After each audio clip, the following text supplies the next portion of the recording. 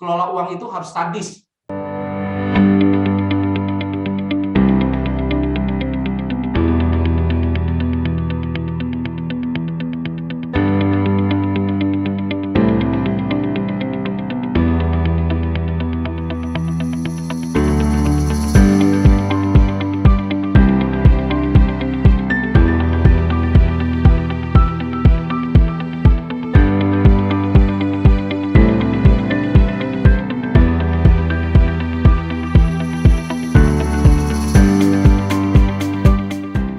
Selanjutnya kita akan masuk ke kegiatan inti kegiatan hari ini, yaitu pemaparan materi oleh narasumber-narasumber yang sudah hadir pada kesempatan kali ini. Dan kegiatan ini akan dipandu oleh Faizil Ewaldo selaku moderator. Kepada Faizil Ewaldo, saya persilakan.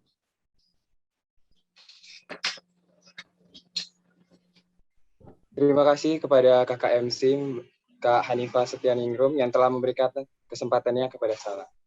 Assalamualaikum warahmatullahi wabarakatuh. Selamat siang dan salam sejahtera untuk kita semua. Bapak, Ibu, dan juga kakak-kakak semuanya, gimana nih kabarnya? Pastinya siang ini masih semangat dan sehat walafiat ya. Nah, senang sekali rasanya saya dapat hadir di sini bersama kakak-kakak wisudawan dan juga wisudawati. Perkenalkan, saya Faizil Ewaldo yang akan memandu sesi talk show pada webinar pembekalan karir siang hari ini.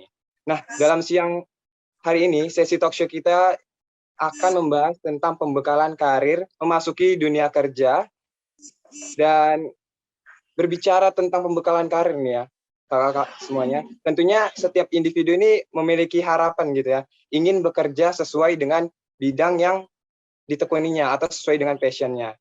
Nah, tentunya dalam membangun karir di era modern tadi atau era 4.0 ini, itu tuh dibutuhkan banyak sekali skill agar tuh kita dapat bekerja sesuai dengan keinginan atau passion kita. Terlebih lagi nih, saat ini tuh persaingan juga semakin ketat sehingga kita sebagai individu tuh juga harus bisa mencari kesempatan atau peluang-peluang.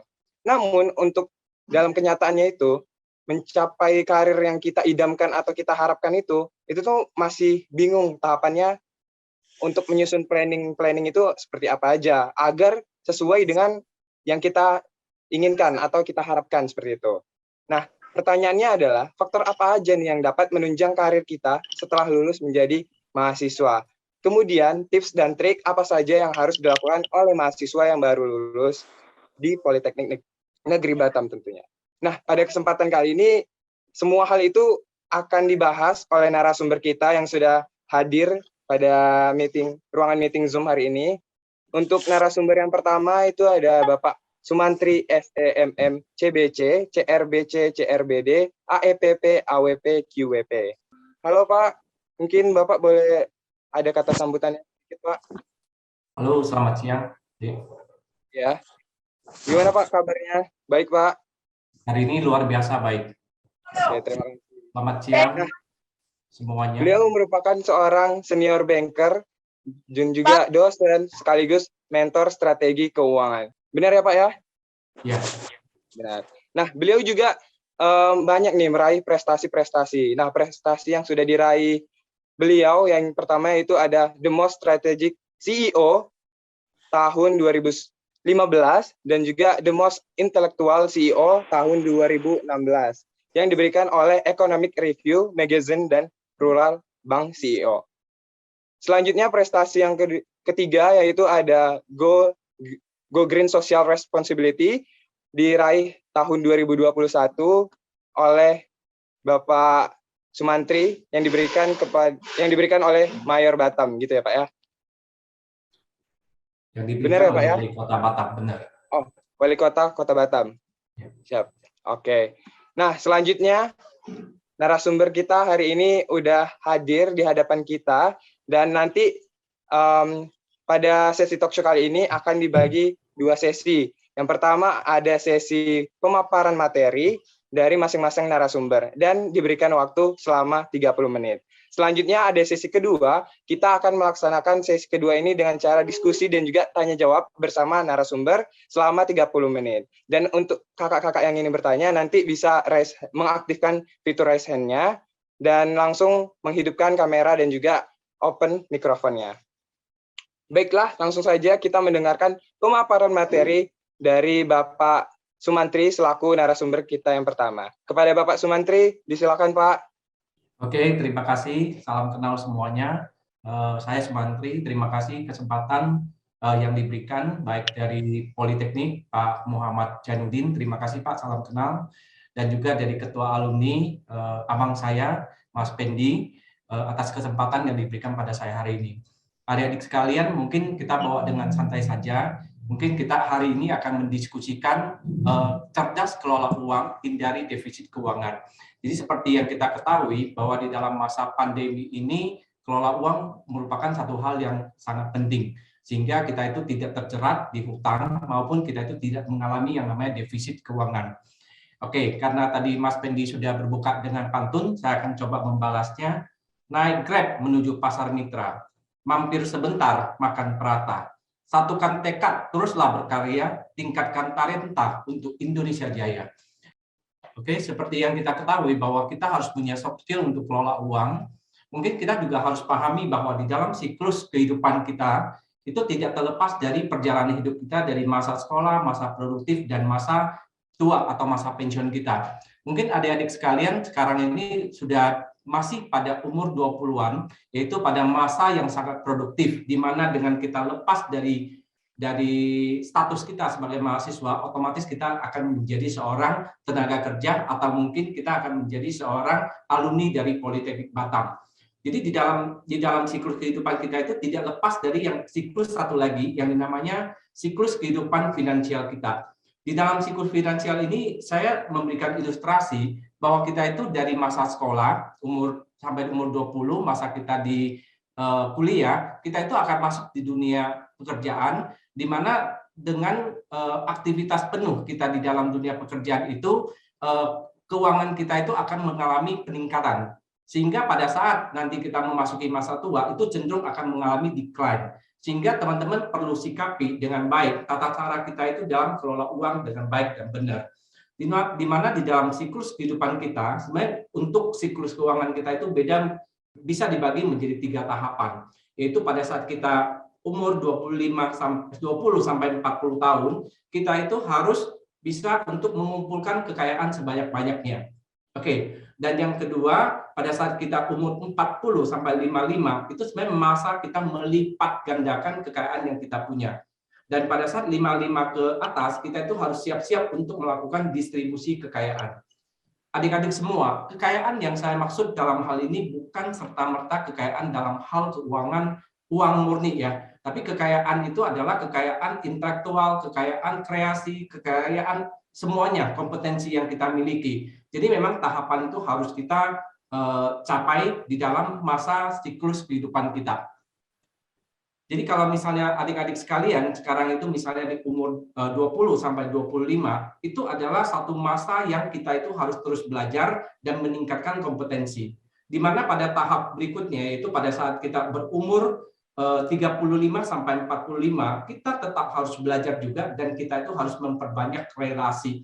Sehingga berikutnya pada tahapan umur 55 sampai kita dipanggil sama Yang Maha Kuasa atau mungkin sampai umur 75 atau 85, kita itu harus terus berkarya tapi menjadi seorang inspirator, memberikan inspirasi kepada semua orang yang menjadi panutan. Seperti halnya mungkin untuk Dr. Muhammad Jainuddin, beliau adalah senior, adalah guru kita untuk di Politeknik, dan beliau itu menjadi inspirator bagi semua kita ini sebagai mahasiswa maupun alumni mahasiswa di Politeknik maupun di Indonesia.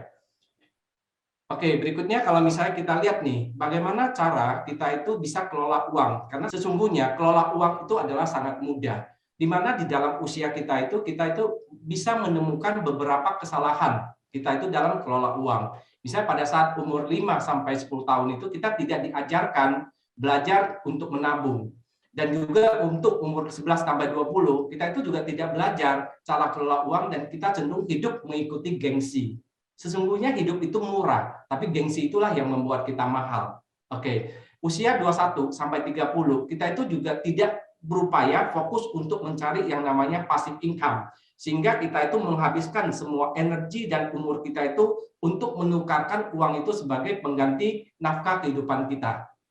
Selanjutnya lagi di umur 31 sampai 40 kita itu tidak serta-merta mempersiapkan yang namanya dana darurat. Nah, nanti adik-adik kalau misalnya pada saat di sesi diskusi boleh kita coba tanyakan apa sih yang dikatakan dana darurat. Dan juga dana pendidikan anak. Dan di usia 41 sampai 50 kita itu juga belum siap yang namanya dana pensiun. Mungkin adik-adik saat ini masih usia antara 20 sampai 25. Apa yang kakak katakan saat ini, apa yang Dr. Burahman katakan saat ini mungkin belum menjadi satu indikator yang sesungguhnya saya masih muda. Saya itu tidak perlu kelola uang sebegitu rumit dari sekarang. Salah loh ya teman-teman ya. Kelola uang itu harus dimulai pada saat pertama kali kita menerima gajian. Jadi sesungguhnya kelola uang itu paling penting adalah ada uangnya, tetapi tidak serta-merta tertuju pada jumlah uang yang dimiliki. Gaji UMR juga bisa jadi kaya, teman-teman. Jadi kalau misalnya itu kelola uang itu saya suka katakan kepada semuanya, kelola uang itu harus sadis. Oke, coba dicatat. Kelola uang itu harus sadis. Apa itu sadis, Kak? Sadis itu adalah sabar dan disiplin. Jadi kita itu kelola uang itu tidak ada yang sifatnya instan. Oke, kalau dulu pada saat kita masih muda, mungkin kita ada dengar yang namanya hemat pangkal kaya, rajin pangkal pandai, seolah-olah begitu. Hari ini saya tularkan satu lagi, yaitu malas pangkal miskin.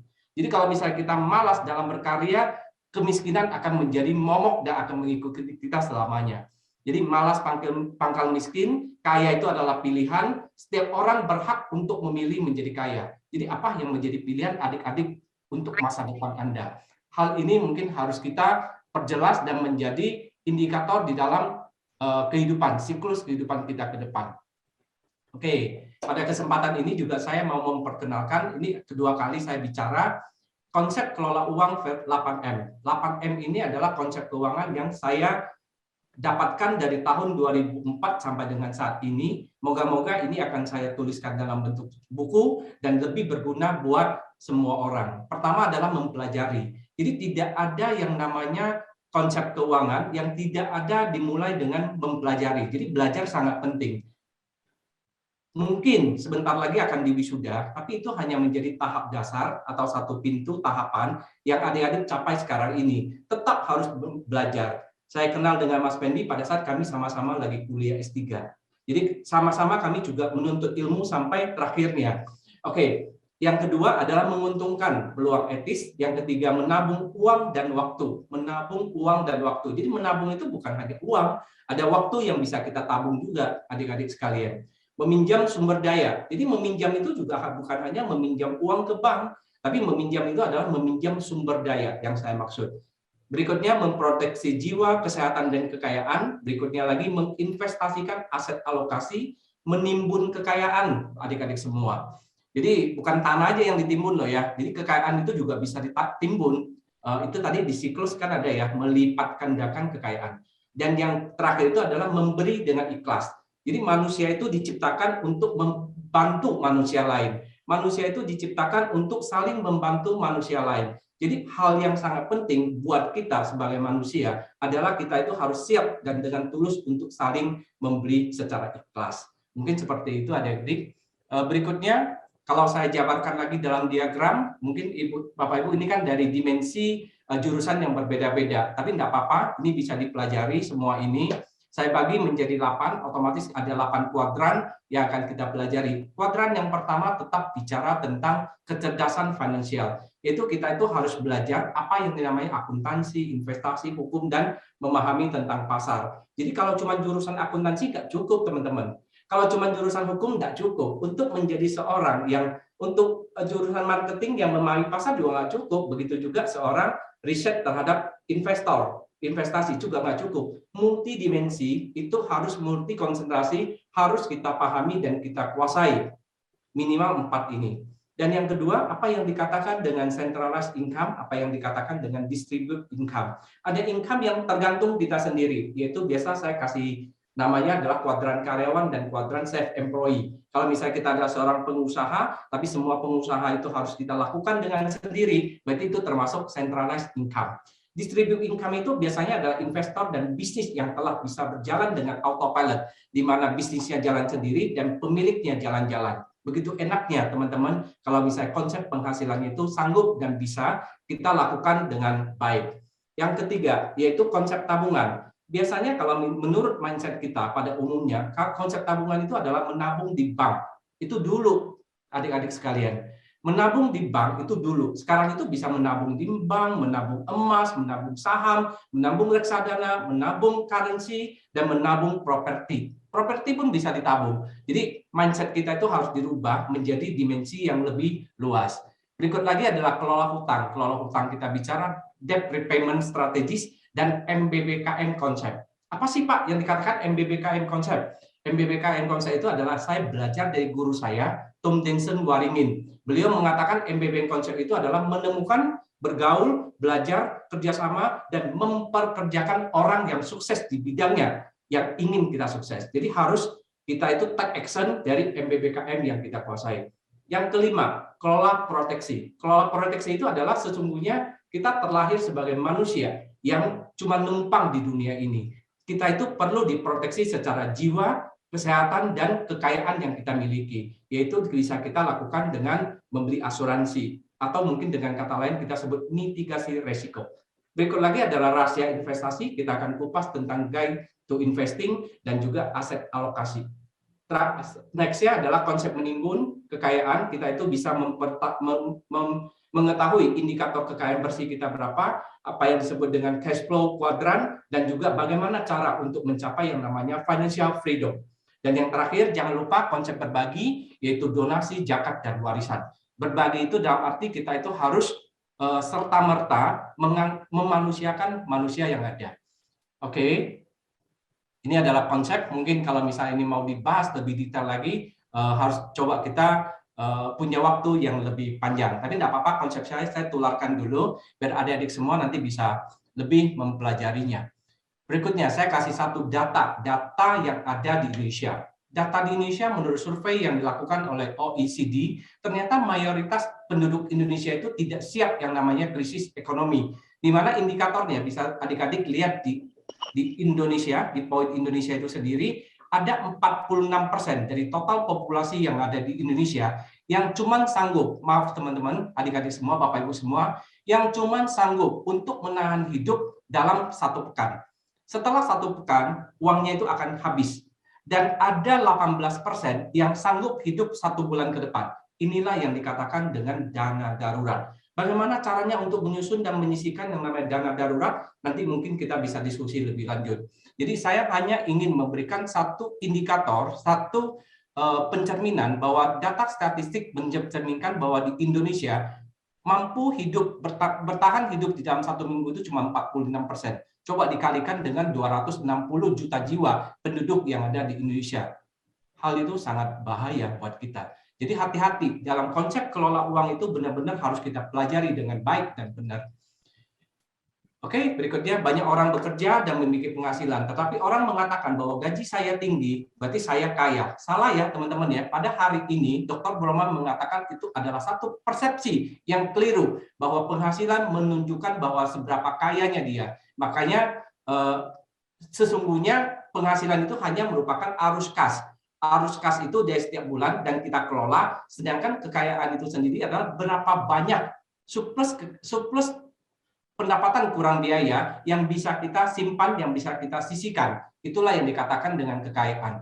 Mungkin teman-teman, adik-adik sekalian sering googling ya, mungkin pernah baca di Jakarta itu pada saat awal pandemi terjadi, ada sepasang suami istri yang dengan penghasilan 80 juta per bulan. Tinggi nggak 80 juta per bulan? Menurut saya sih sangat tinggi ya. Tapi karena pandemi, dia tidak kelola uang dengan baik dan benar, dia bangkrut.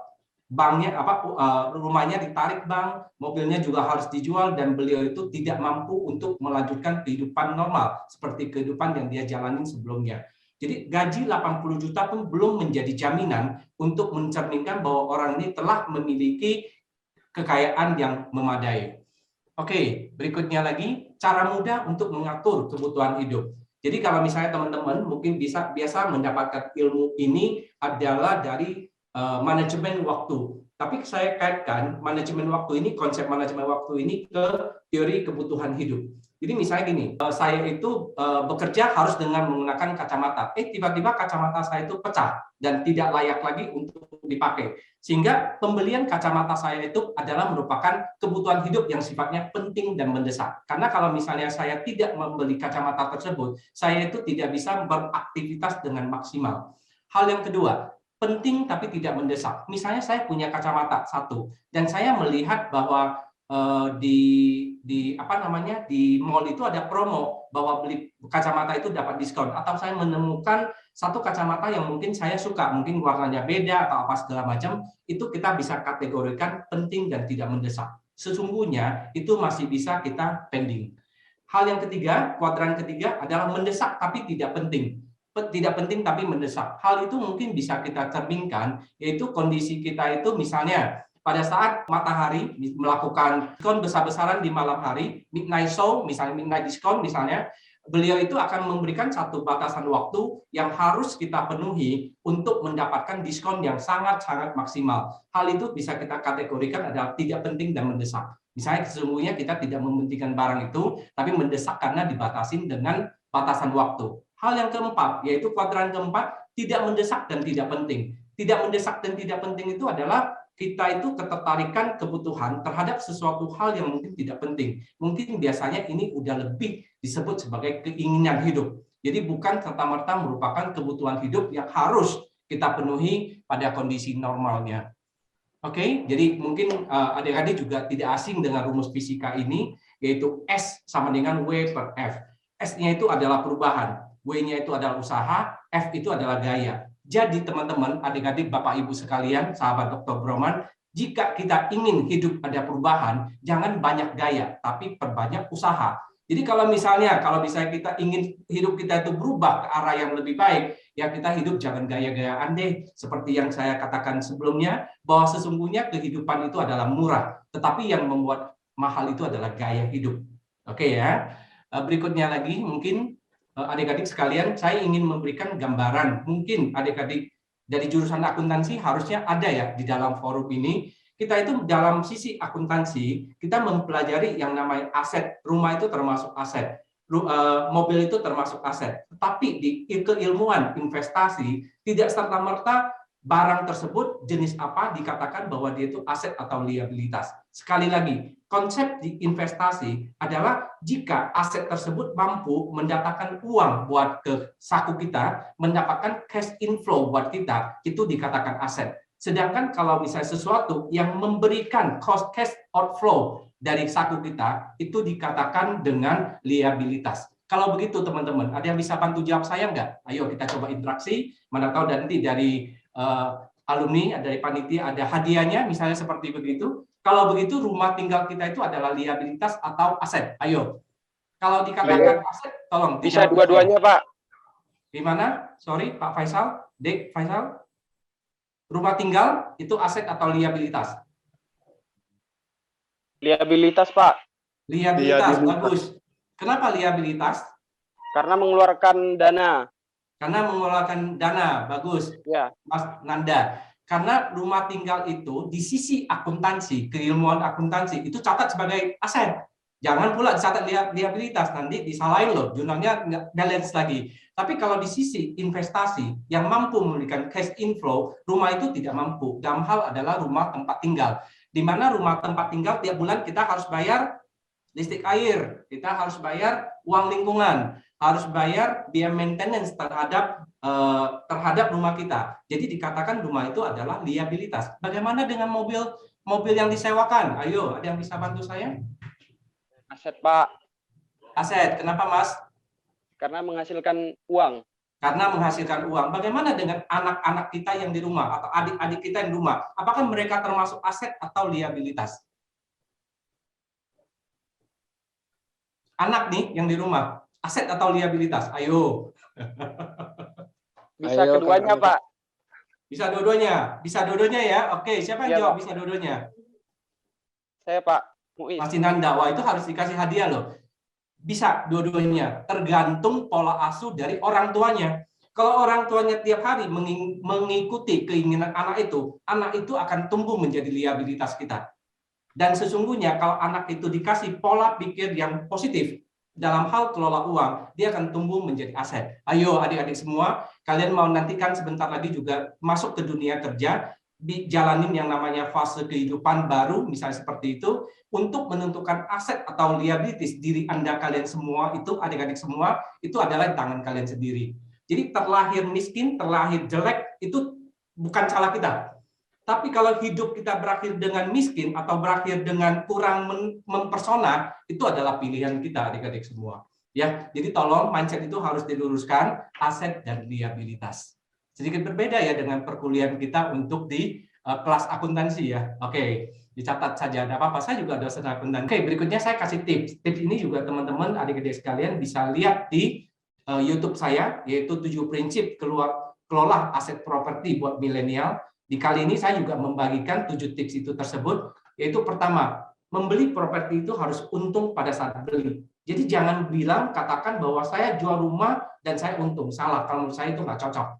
Saya membeli rumah itu adalah untung pada saat saya beli. Jadi pada saat saya untung, saya sudah punya keyakinan bahwa rumah ini pasti akan memberikan harga capital gain buat saya. Oke. Terus berikutnya, yang kedua adalah cintai transaksinya, jangan mencintai propertinya. Jadi khusus buat yang cowok-cowok nih, cintai pacar boleh, tapi jangan cintai propertinya. Properti itu dibeli untuk investasi, yaitu untuk dijual belikan. Jadi jangan serta-merta bahwa rumah itu terlanjur sudah kita sayang, dan rumahnya itu tidak mau kita lepas. Itu akan menunda kita itu dalam mencapai yang namanya financial freedom. Oke, berikutnya, beli properti yang bisa membiayai diri sendiri, artinya belilah rumah yang mungkin rumah tersebut bisa disewakan secepatnya sehingga memberikan passive income buat kita. Prinsip yang keempat, beli hektaran, jual kaplingan. Beli dalam jumlah besar dan kita jadikan kos-kosan seperti itu loh. Jadi kita jual dalam bentuk kaplingan, kos-kosan. Kelima adalah jangan beli properti baru kalau bisa, karena membeli properti baru menurut saya itu akan merugikan konsumen. Tetapi karena kalau rumah pertama atau mungkin kita butuh cicilan uang muka ya enggak apa-apa sih. Intinya beli. Contoh kayak tadi emas, beli emas perhiasan juga lebih baik daripada tidak beli sama sekali. Oke, kalau di prinsip saya jangan beli properti baru. Yang keenam, berhutang sebagai daya ungkit. Ini tadi sudah bahas ya. Dan yang ketujuh adalah jangan jual properti Anda. Ini mungkin merupakan 7 tips yang bisa saya berikan dalam hal memiliki properti. Oke, berikutnya ini juga ada di channel YouTube saya, yaitu 5 jurus keluar dari krisis. Mungkin sekarang nih adik-adik sekalian kan kita lagi pandemi, otomatis kita itu harus lakukan yang pertama, antisipasi dan bukan bereaksi. Misalnya contoh nih, kita cerita masker. Masker belilah sekarang untuk mengantisipasi bulan Desember pandemi jilid berikutnya yang akan muncul. Masalah COVID. Jangan justru bereaksi pada saat semua cari masker dan kita beli masker. Sekarang boleh beli masker. Hand sanitizer boleh beli sekarang. Karena sekarang trennya lagi slow dan semua itu dijual dengan harga murah. Oke, ini mungkin ada penjual masker mungkin akan bilang saya salah nih, justru sekarang itu tidak boleh jual ya, pada saat pandeminya lonjak lagi mungkin baru bisa beli. Tapi antisipasilah sekarang, bukan bereaksi pada saat terjadi dan kita itu terjadi panic buying. Oke, berikutnya adalah aset alokasi dan bukan spekulasi. Misalnya contoh tadi saya sebut bahwa sekarang anak muda lebih banyak tertarik yang namanya peer-to-peer lending melalui apps atau mungkin bisa mengikuti membeli yang namanya cryptocurrency misalnya. Nah, itu juga mungkin harus benar-benar dialokasikan. Pak, saya alokasikan Pak, saya beli kripto itu 10 model, sama aja. Itu kan kripto juga. Maksud saya alokasi itu adalah kripto sekian, reksadana sekian, tabungan sekian. Jadi benar-benar terdistribusi, teralokasi dengan baik. Bukan spekulasi. Oh, kripto lagi tren, kita masuk semua. Pada saat kripto lagi down, misalnya, kita jadi rugi semuanya. Jangan ya. Berikutnya, alokasi bisnis yang tahan krisis. Apa Pak tahan krisis kalau dari bisnis? Bisnis yang tahan krisis itu sekarang kita udah lihat ya, bisnis kuliner mungkin, bukan kafe loh ya, bisnis kuliner, bisnis laundry, bisnis yang cenderung bisa memberikan cash. Cenderung bisa memberikan cash, itu adalah bisnis yang tahan krisis. Yang keempat, selalu meningkatkan kapasitas diri dan terus belajar hal baru. Hari ini kita itu belajar hal baru. Mungkin ada sebagian slide yang saya berikan itu adik-adik, teman-teman, Bapak Ibu semua sudah tahu, tapi bisa jadi ada sebagian juga dari sudut pandang yang berbeda itu mendapatkan sesuatu hal baru. Itu juga merupakan harapan saya agar kehadiran saya di dalam semua politeknik hari ini ada value added yang bisa diambil. Kapasitas diri. Ke depan itu tidak ada pekerjaan yang bisa memberikan satu status pasti. Status pasti yang bisa melekat ke diri kita sendiri adalah kapasitas diri. Jadi hanya kapasitas diri kita yang harus diperbesar, itu akan membuat kita itu pasti punya kehidupan yang lebih baik di masa depan. Apalagi di masa pandemi. Teman-teman, wisuda bukan satu batasan akhir untuk stop belajar. Banyak, saya waktu ketemu mahasiswa juga dia katakan, dulu waktu di kampus tidak diajarin. Saya bilang, Anda lulus kapan? 2010, Anda sudah siap itu ngapain aja? Tidak apa-apa. Ya jangan salahin kampus dong, Anda tidak upgrade diri di dalam 10 tahun tersebut. Oke, poin yang kelima, antisipasi terhadap peraturan baru atau pemerintah yang terjadi. Bisa contoh hari ini kita melakukan tatap muka secara virtual, ini kan hal yang kita lakukan hanya bisa di masa pandemi. Kalau tidak, saya rasa hari ini saya sudah hadir di aulanya Politeknik, kita bertatap muka dan berinteraksi secara langsung. Jadi kita itu harus antisipasi hal-hal tersebut. Oke, ini juga satu slide yang saya ada buatkan YouTube-nya. Nanti teman-teman kalau misalnya ada waktu bisa coba dilihat, yaitu saya kasih judul, siapa bilang karyawan nggak bisa kaya. Kaya itu adalah milik dan hak dari semua orang, asal kita itu mampu dan mau untuk berusaha, semua itu bisa.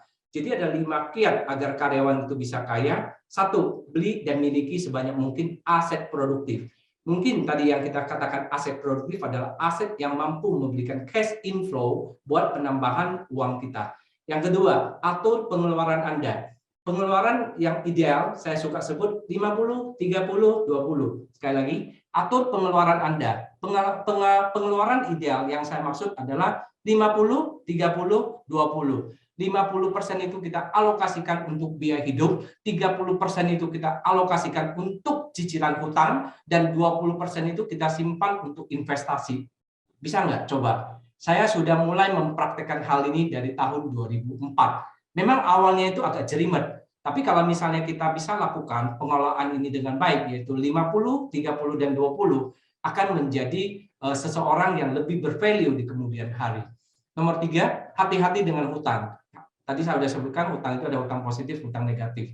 Sisihkan uang untuk masa depan. Dan yang kelima adalah miliki proteksi. Sekali lagi, saya bukan agen asuransi, jadi saya tidak bermaksud untuk menjual asuransi, tapi saya mengingatkan bahwa setiap orang butuh yang namanya proteksi. Apalagi di masa pandemi, tiba-tiba bisa positif, dan tiba-tiba membutuhkan biaya yang sangat besar. Oke, berikutnya lagi, bahwa di dalam survive terhadap krisis, kita itu harus punya cash, harus punya cash flow mesin, harus punya keberanian, knowledge, harus punya connection, yaitu punya relasi, dan yang kelima harus punya kompetensi. Oke, berikut lagi, udah mau habis teman-teman, adik-adik semua. Berikut ini adalah 4 tahapan financial freedom. Jadi 4 tahapan financial freedom ini saya bagi menjadi 2 klaster, yaitu financial distress, kekacauan finansial, dan yang berikutnya adalah financial freedom, ya. Kemerdekaan keuangan, seperti itu. Itu juga bisa lihat di YouTube saya. Yang pertama yang disebut financial mess, kekacauan keuangan. Mungkin kalau di kita itu istilah kita itu adalah gali lubang tutup lubang. Hari ini gajian, bayar hutang ke warung, siap itu hutang lagi, gajian lagi, bayar lagi, seperti itu. Itu namanya kekacauan keuangan. Yang kedua, financial security, yaitu keamanan keuangan, yaitu mungkin kita udah layak dan bisa hidup dengan kita punya penghasilan dan tidak terjadi gali lubang tutup lubang. Berikutnya lagi adalah financial flexible. Kita mau ke kafe boleh, kita mau makan di luar boleh, kita mau nonton bisa, udah punya kebebasan sedikit di dalam keuangan kita. Dan yang terakhir financial independent atau merdeka keuangan, itu kita benar-benar sudah dikatakan merdeka itu adalah passive income kita sudah mampu menutupi biaya hidup kita. Hanya sesimpel begitu saja. Misalnya contoh, biaya hidup saya 10 juta. Misalnya teman-teman adik-adik sekalian, saya punya penghasilan saya itu misalnya 15 juta. Artinya saya punya passive income itu bisa menutup saya punya kebutuhan hidup. Saya itu udah bisa dikatakan merdeka keuangan. Mungkin seperti itu penjelasannya. Untuk lebih detail juga bisa lihat di channel YouTube kita. Mungkin itu Bapak Ibu, sahabat Dr. Broman, teman-teman semua, adik kakak yang bisa saya sampaikan. Jadi sekarang ini untuk menunjukkan bahwa adik-adik itu apakah milenial atau tidak, kameranya bisa di on nggak ya? Dari tadi saya nggak nampak wajah-wajahnya nih, bisa di on nggak biar bisa lebih interaksi? Ayo kakak-kakak, abang-abang mungkin bisa Ayo. on cam-nya. Ini mungkin ada yang kerja juga ya Pak ya, jadi dia hanya mendengar saja. Sebentar saja saya minta on, di on kan misalnya teman-teman. Yang bisa on cam, tolong ya abang-abang, biar kita sama-sama dua interaksi begitu ya Pak ya. Ya, kita harus interaksi. Kalau enggak kan saya jadi sendiri. Jadi coba kita mau tes semilenialkah Anda misalnya, masing-masing pasti pegang HP dong. Jadi coba dibuka dari channel YouTube, di search yang namanya Dr. Broman. Ketemu nggak channel saya? Ketemu Pak. Mohon dibantu. Sekali lagi ketemu? Siap, channel saya Dr. Broman misalnya. Iya, ketemu nih Pak, Dr. Broman. Oke, tolong dipastikan semua kita itu telah subscribe sehingga kita punya yang namanya interaksi ke depannya. Sehingga apapun yang saya create di tiap minggu itu akan merupakan value edit buat pengembangan diri kita semua. Itu menjadi tujuan saya. Mohon dibantu adik-adik sekalian. Terima kasih.